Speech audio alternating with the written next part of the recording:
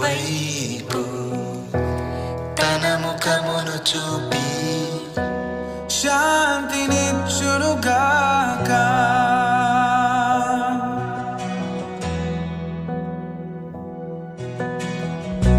యెహోవా దీవించి కాపాడునుగాక.